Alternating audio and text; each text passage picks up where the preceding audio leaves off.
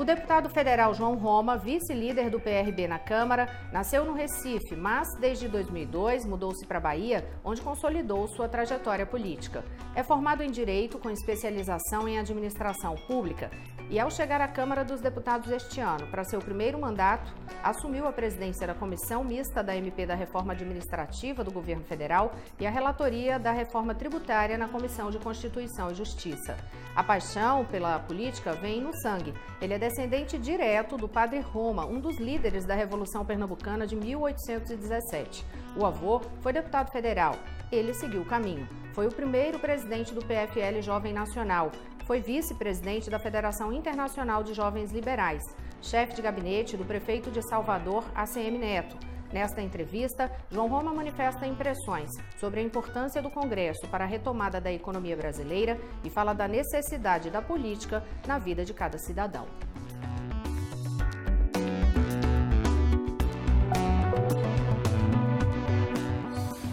Deputado, obrigada por arrumar esse tempo bem corrido para poder conversar com a gente aqui.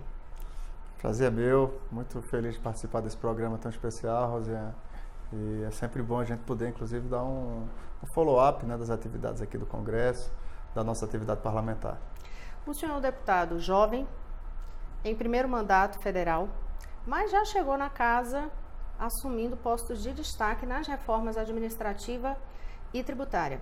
Não gerou uma ciumeira, não, deputado?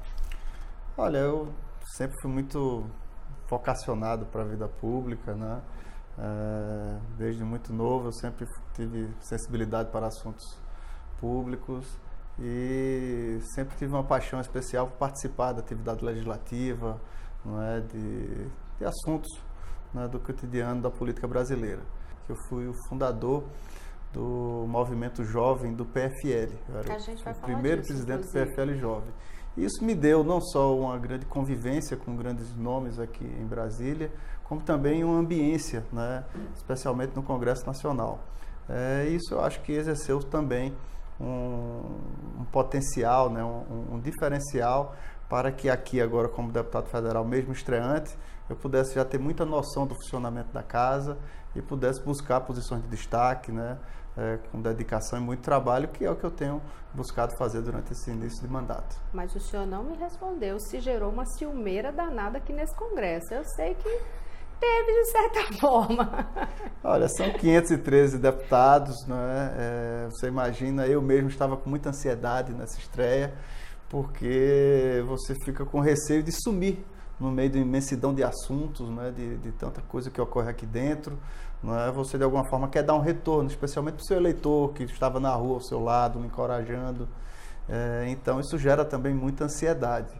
E é natural, né, que exista até uma certa competitividade por espaços aqui dentro. Mas é natural que, algumas vezes, claro, desperte, né, um certo sinão entre alguns outros colegas, né? Obviamente que em algumas posições de destaque termina que você tem que ter posições, não é?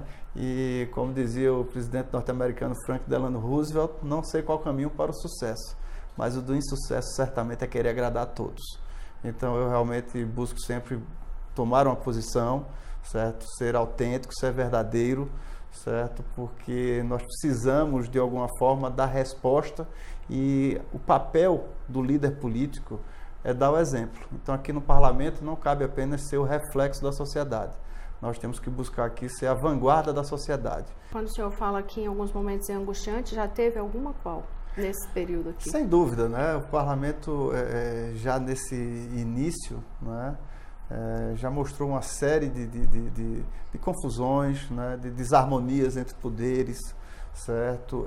É um momento de novas acomodações, de novos tempos, certo? Eu acredito que o presidente Bolsonaro foi eleito com um clamor popular que estava saturado com uma certa característica da política que foi muito desgastante para toda a população brasileira.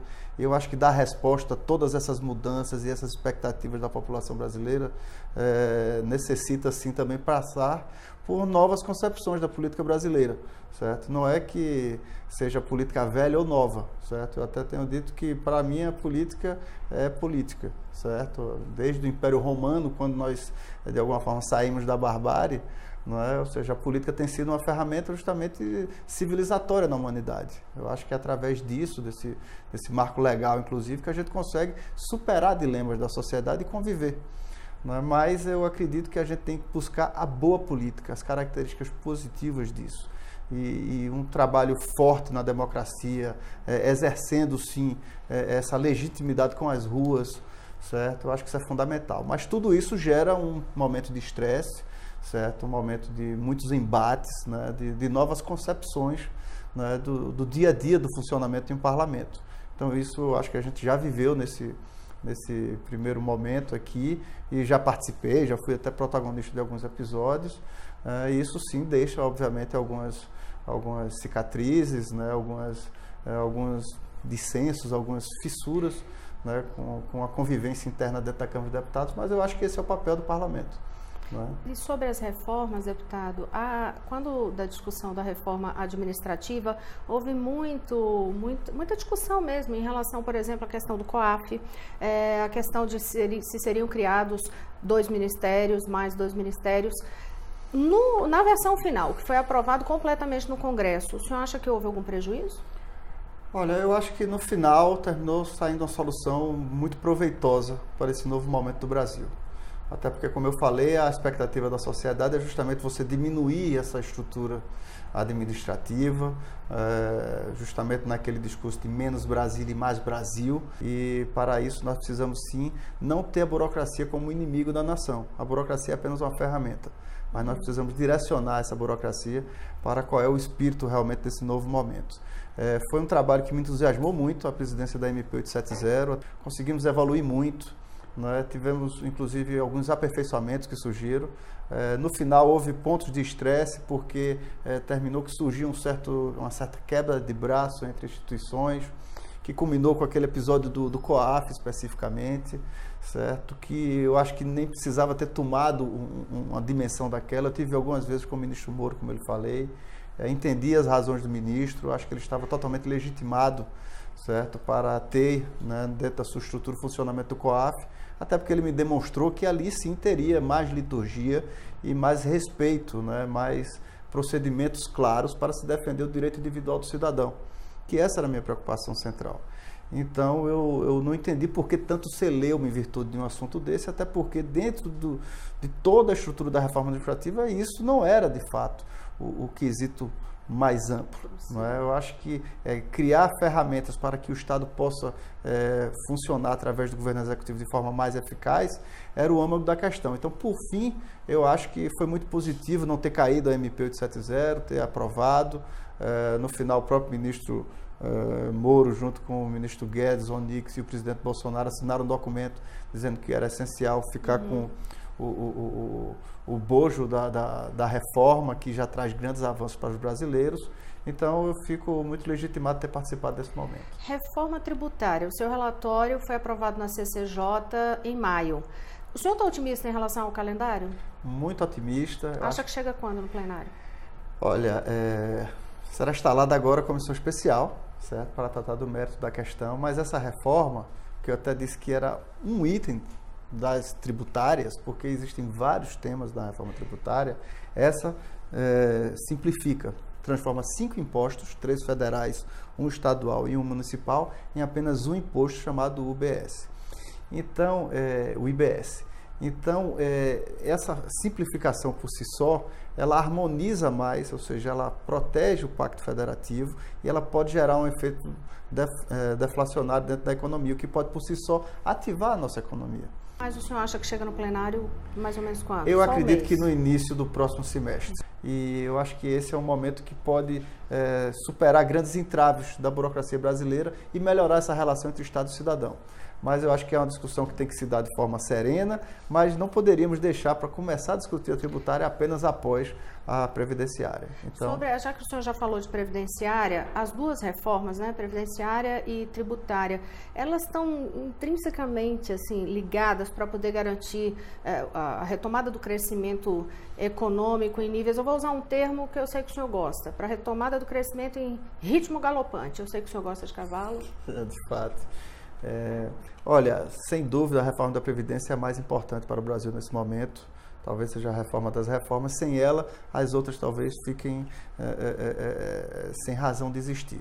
Então é muito importante que se priorize a reforma previdenciária, mas eu acho que assim como ela é importante, certo, para dar um sinal positivo para a economia brasileira, para as próximas gerações, a tributária também chega para dar um arcabouço importante nisso aí, para que a gente possa retomar a nossa economia, né, dar cadência a isso, dar esse ritmo galopante que você falou, porque o mais importante, especialmente para todos os deputados que participaram da eleição, como eu participei no ano passado, o clamor das ruas é por emprego, é por desenvolvimento, as pessoas querem realmente um Brasil que retome sua economia, porque nenhum programa social substitui uma boa economia.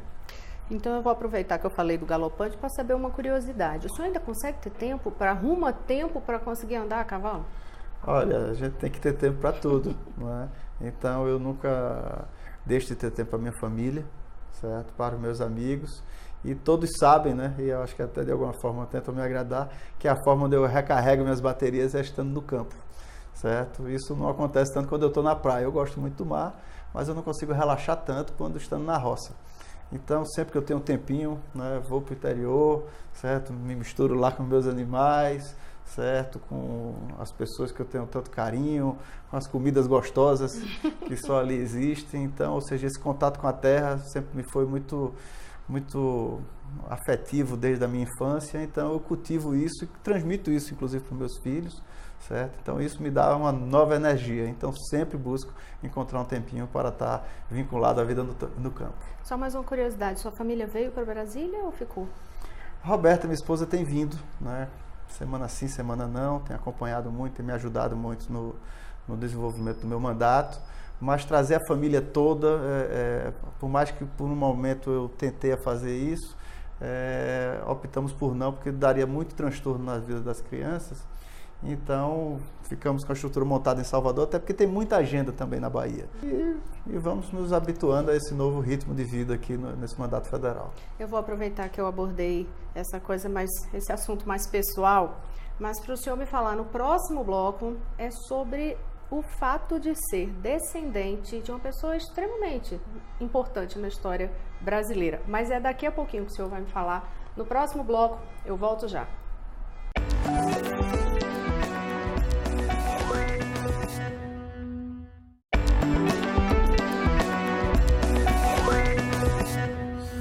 Estamos de volta. Hoje eu converso com o deputado federal João Roma. Deputado, no bloco anterior eu disse que ia falar um pouco mais da sua história, essa questão familiar. Qual é o sentimento que o senhor tem de carregar aí no sangue o fato de ser descendente do Padre Roma, né, que foi um dos principais líderes da Revolução Pernambucana em 1817? Qual é o sentimento que isso provoca? Olha, é engraçado, né, mas especialmente pelo contato que eu tinha com meu avô, o ex-deputado João Roma, ele cultivava muito o gosto pela história, né? Ele gostava muito de política e desde criança eu sempre fui embalado por esses episódios da história do Brasil. Então sempre foi um motivo de muita inspiração para mim, né? O exemplo do Padre Roma, que foi um grande personagem da política brasileira, que foi líder da Revolução de 1817, foi enviado à Bahia, né, durante essa revolução, lá foi preso e foi fuzilado em Salvador no dia 29 de março de 1817. E foi um exemplo heróico que ele deu, era em defesa da República, da liberdade, né? Ele, de fato, um grande expoente, né, daquele momento que o Brasil vivia, né, naquela luta contra a tirania portuguesa, né? Eu lamento apenas que a história brasileira não revele com mais propriedade a riqueza desses episódios que ocorreram, especialmente no Nordeste brasileiro, certo? Que tomam vultos maiores. Então, são exemplos, né, de uma revolução libertária muito vinculada à vontade do povo, né, muito sintonizada com os valores republicanos. Então isso muito me serviu de inspiração.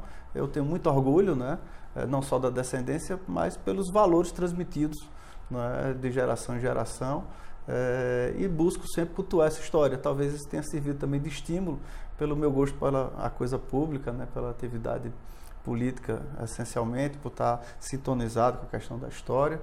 Né? E é sempre um fato marcante, emblemático na minha vida.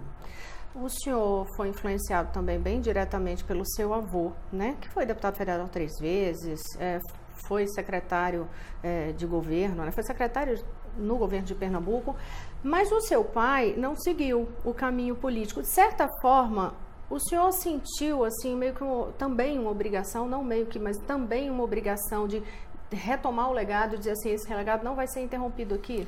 Nunca me foi nem imposta, nem eu senti um peso de resgate nisso não, mas eu sempre tive muito gosto. Eu sempre, as pessoas mais próximas sempre dizem que eu sempre tive muita vocação para a atividade, né? Eu morei com meus avós, eu tinha uma ligação afetiva muito estreita com eles, meu avô João Roma e minha avó Clarice, e isso sempre me estimulou muito, né? E sempre serviu realmente para ter um norteador até de referência na minha vida. Então isso me deu desde cedo muita sensibilidade para conversar com as pessoas, para saber um pouco dessas articulações que havia na política, contato com grandes vultos nacionais. Eu me lembro que na residência do meu avô, muitas pessoas iam visitá-lo. Eu me lembro de Astragés de Ataíde, Barbosa Lima Sobrinho, Paulo Gracindo, que foi colega na Faculdade de Direito com ele. Eu me lembro dele conversando no gabinete com o ex-governador Miguel Arraes, que eram de correntes políticas distintas, mas que eles conversavam sobre política. Eu me lembro de Marcos Freire conversando com meu avô sobre sucessão pernambucana, de vários personagens da política, de Roberto Magalhães, de Joaquim Francisco, não é, com que eu iniciei a vida pública. Então, todo esse convívio, né, serviu não só de estímulo, como de referência. Mas nunca houve nenhuma obrigatoriedade, nem havia um peso desse de forma nenhuma. Tanto é que, por coisas da vida, eu passei a estruturar a minha atividade política em outro estado do Brasil. Não foi sequer lá em Pernambuco, certo? Que por coisas da vida eu terminei indo morar na Bahia, casei com a baiana e me aproximei do projeto político do prefeito Assemineto, com quem eu fiz muita amizade. E dentro disso a gente desenvolveu uma nova atividade, uma nova forma, inclusive, de fazer política, certo? Que se deu de forma muito legitimada. Então não foi exatamente uma estrutura tradicional ou de transmitir legado, certo? Mas sim de transmitir inspiração, valores, né, e gosto pela vida pública. Eu vou falar da sua atividade em Salvador, mas o senhor falou tão emocionado, a gente percebeu aqui a emoção quando o senhor falou dos seus avós. Esse vínculo é tão grande que o nome dos seus filhos são os nomes dos avós, né? Quando eu era criança, né, num café na cozinha lá na casa do meu avô, eu perguntei: meu avô, se eu já sou João Inácio Ribeiro Roma Neto, como é que vai ser o nome do meu filho? Vai ser bisneto? E ele disse: daqui para lá vamos ver quem está vivo. Aí, nesse dia ele batizou o meu filho. Então, quando nasceu o meu primeiro filho, eu fiz questão de colocar o nome do meu avô, João Inácio Ribeiro Roma, né? E na sequência nasceu Clarice, minha filha, que tem o nome da minha avó, Clarice Arcoverde de Freitas Roma, né? E aí eu agradeço a minha esposa, porque tinha combinado com ela que o nome da filha ela daria, mas ela percebeu que era tanto calor no meu coração e tanta saudade da minha avó, que ela fez questão também de batizar a minha filha com o nome de Clarice, que é um nome que fala muito alto no meu coração. O senhor falou aí que por acaso do destino terminou construindo a carreira política na Bahia, mas isso me fez pensar uma coisa: o padre Roma também saiu de Pernambuco para a Bahia. Olha, vai ter uma ligação aí meio... Vai entender essas coincidências não é da que vida, vai né? parar lá. Sobre a sua atuação na Bahia, teve um projeto como chefe de gabinete do prefeito Assemineto. Teve um projeto que o senhor ficou responsável ali, de fato, pela implantação, que era aquele Prefeitura Bairro. Foi crucial ali, foi determinante para que o senhor fosse eleito deputado federal? Acho que tudo foi crucial, certo? Não podia ter faltado nada dessa história para a conquista desse mandato de representação popular. Mas, sem dúvida nenhuma, essa atividade na Prefeitura de Salvador foi o que mais impactou, o que mais foi determinante para que realmente nós pudéssemos chegar aqui em Brasília para ser legitimamente representante dessas pessoas que nos acompanharam durante essa caminhada. Foram vários projetos, a postura do prefeito foi fundamental. Desde o primeiro dia da administração, o Neto disse que as ruas seriam o nosso melhor gabinete, ele assim o fez. Então, nós saímos do gabinete e fomos para as ruas tentar resolver as questões de forma muito determinada, né, de forma muito eficaz nessas soluções. e ter coordenado o programa, né, com as prefeituras bairros em 163 bairros da cidade de Salvador, ter ido a cada um deles, ter conversado com as pessoas, ter implantado um programa chamado Ouvindo o Nosso Bairro, onde a população de cada lugar, de forma objetiva, escolhia qual a obra prioritária e uma vez que ela escolhesse, a obra já começava a ser executada. Tudo isso foi me dando um contato muito estreito, né, para conhecer de perto a realidade do que é uma cidade como Salvador, né, do que é a realidade do povo brasileiro. Então isso me deu muito mais legitimidade de poder realmente depois ir às ruas pedindo voto para poder em Brasília ser a voz dessas pessoas, porque eu via exatamente como era o ritmo de vida de cada uma delas. O senhor ressaltou, fez questão de ressaltar logo no começo da nossa conversa, que foi fundador, ele foi o primeiro presidente do PFL Jovem Nacional. Aí o senhor foi presidente do PFL Jovem Nacional, o senhor foi vice-presidente da Federação de Jovens Liberais, né? Federação Internacional de Jovens Liberais. Sua corrente política está bem definida, né, deputado? Tem crise, não? Zero.